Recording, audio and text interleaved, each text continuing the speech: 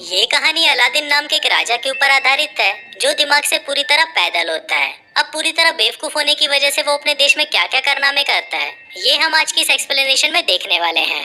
आज मैं जिस फिल्म को एक्सप्लेन करने वाला हूँ उसका नाम है द डिक्टेटर और ये फिल्म 2012 में रिलीज हुई थी। मूवी की शुरुआत में हमें एक काल्पनिक देश वाडिया दिखाया जाता है। वाडिया में एक बच्चे का जन्म होता है जिसका नाम अलादीन रखा जाता है। अलादीन के जन्म के बाद से ही उसकी माँ को मार दिया जाता है और इसके कुछ सालों बाद ही उसके बाप की भी हत्या कर दी जाती है और अब सिर्फ 7 साल की उम्र में अलादीन वाडिया का राजा बन जाता है। इसके बाद सीन यहीं कट होता है और हम कुछ साल बाद का सीन देखते हैं जहाँ अलादीन अब बड़ा हो चुका है।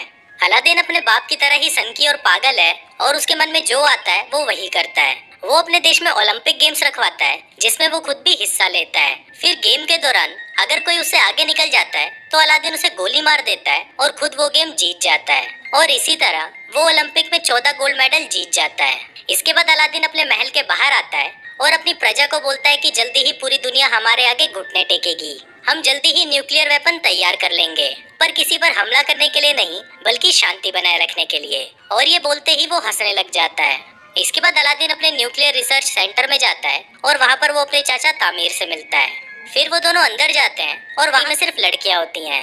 दरअसल अलादीन अपनी सिक्योरिटी के लिए सिर्फ लड़कियाँ ही रखता है ताकि बाद में वो उन्हें बचा सके। फिर जब अलादीन अपनी कार से बाहर निकलता है तभी वहाँ एक आदमी आकर उसे गोली मार देता है, पर बाद में हमें पता चलता है कि ये आदमी अलादीन नहीं बल्कि उसका डुप्लीकेट था। दरअसल अलादीन हमेशा ही अपने साथ एक डुप्लीकेट रखता है ताकि जब भी उस पर हमला हो तो हमेशा उसका डुप्लीकेट ही मारा जाए।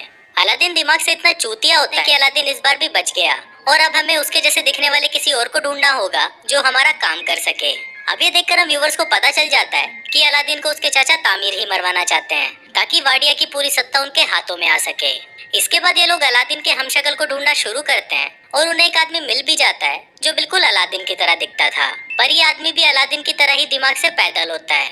दूसरी तरफ हम अलादीन को देखते हैं जो एक हॉलीवुड एक्ट्रेस मेगन फॉक्स के साथ पलंग तोड़ रहा होता है और पलंग तोड़ने के बाद वो उसके साथ एक फोटो खिंचवाता है और वो उस फोटो को अपनी दीवार पर चिपका देता है। उसी दीवार पर हम और भी कई सारी लड़कियों की फोटोज देखते हैं जिनके साथ अलादीन अब तक पलंग तोड़ चुका है। फिर अगले दिन जब अलादीन वीडियो गेम खेल रहा होता है तभी वहाँ पर उसके चाचा तामीर आते हैं और उसे बोलते हैं कि तुम्हें अमेरिका जाकर अपने परमाणु हथियार बनाने के बारे में उन्हें सफाई देनी होगी और अगर तुमने ऐसा नहीं किया तो वो लोग अपनी फौज को यहाँ बेचकर वाडिया पर कब्जा कर लेंगे। अब ये सुनकर अलादीन डिसाइड करता है कि वो अमेरिका जाएगा।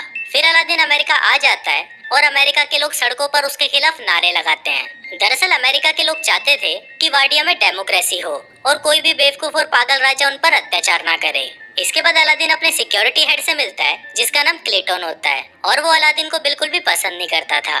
फिर जब रात को अलादीन अपने होटल में सो रहा होता है तभी वहाँ पर क्लेटन आता है और वो उसको किडनैप कर लेता है। वो उसे एक टॉर्चर रूम में लेके जाता है और वहाँ पर वो अलादीन को अपने हथियार दिखाता है जिससे वो उसे टॉर्चर करने वाला है, पर अलादीन उसके हथियारों का मजाक उड़ाने लगता है जिससे गुस्सा होकर क्लेटन उसकी दाढ़ी काट देता है। फिर वो उसकी दाढ़ी को जला देता है पर दाढ़ी पर लगी आग से वो खुद भी जल जाता है। दूसरी तरफ अलादीन भी खुद को रस्सियों से आजाद कर लेता है और वहाँ से भाग जाता है। अब अलादीन की दाढ़ी कट जाने की वजह से कोई भी उसे पहचान नहीं सकता था। फिर अगले दिन अलादीन उसी जगह जाता है जहाँ पर उसे भाषण देना था। तभी वो वहाँ पर देखता है कि उसका हमशक्ल उसके चाचा तामीर के साथ वहाँ पर भाषण देने के लिए जा रहा है और अब अलादीन ये सब देखकर समझ जाता है कि ये सारा खेल उसके चाचा तामीर का है।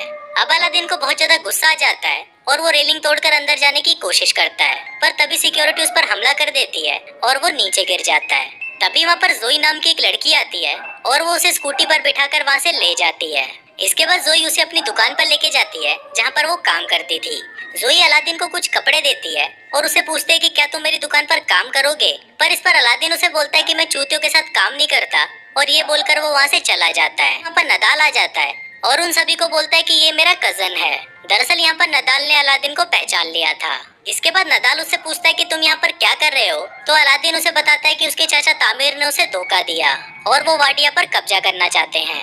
फिर अलादीन नदाल को बोलता है कि तुम्हें मेरी हेल्प करनी होगी, जिस पर नदाल मान तो जाता है पर वो उसे बोलता है कि मुझे मेरी नौकरी वापस चाहिए, जिस पर अलादीन भी मान जाता है। फिर अगले दिन अलादीन और नदाल उस होटल के पास जाते हैं जहाँ पर अलादीन का हमशक्ल रहता है।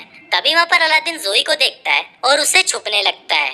फिर नदाल उसे पूछता है कि तुम ऐसा क्यों कर रहे हो, तो अलादीन उसे बताता है कि मुझे वो लड़की बिल्कुल भी पसंद नहीं है, जिस पर नदाल उसे बोलता है कि अगर तुम इस लड़की को जानते हो तो उसकी मदद से हम इस होटल में आसानी से पहुंच सकते हैं। अब अलादीन ना चाहते हुए भी जोई की शॉप में काम करने लगता है, पर वहाँ पर वो ढंग से काम करने की बजाय सभी चीजों को बिगाड़ देता है। फिर अलादीन को नदाल का कॉल आता है और वो उसे बताता है कि मैंने सारा प्लान बना लिया है। हम कैंटीन के सामान के बहाने से उस होटल में जाएंगे और वहाँ पर नकली अलादीन को हटाकर उसकी जगह असली अलादीन को ले आएंगे। फिर एक दिन शॉप में एक औरत को लेबर पेन होने लगता है और उस समय इतना वक्त नहीं था कि उसे हॉस्पिटल ले जाया जा सके। अब अलादीन को पता नहीं होता कि डिलीवरी कैसे करवाई जाती है, पर फिर भी वो उस औरत की सक्सेसफुल डिलीवरी करवा देता है। अब ये देखकर जोई भी अलादीन से इम्प्रेस हो जाती है और उसे उससे प्यार हो जाता है। फिर जोई अलादीन को बोलती है कि वो अपनी पूरी जिंदगी उसके साथ बिताना चाहती है, पर इससे पहले अलादीन उसे बोलता है कि मैं तुम्हें कुछ बताना चाहता हूँ, और फिर वो जोई को अपनी सच्चाई बता देता है। अब ये सब देखकर अलादीन को लगता है कि शायद उसे कोई भी पसंद नहीं करता, इसलिए वो डिसाइड करता है कि वो अपनी जान दे देगा।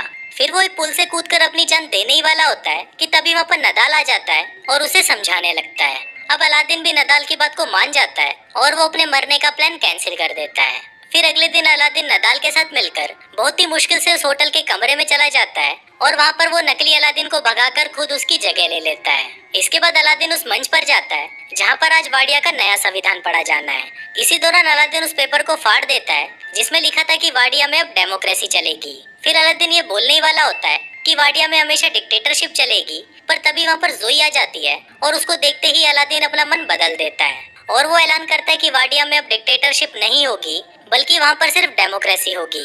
अब ये सुनकर सभी लोग खुश हो जाते हैं, पर तभी वहाँ पर तामिर अलादीन पर गोली चला देता है। अब वो गोली अलादीन को लगने ही वाली होती है, पर तभी वहाँ पर उसका हमशक्ल आ जाता है और वो गोली उसको लग जाती है।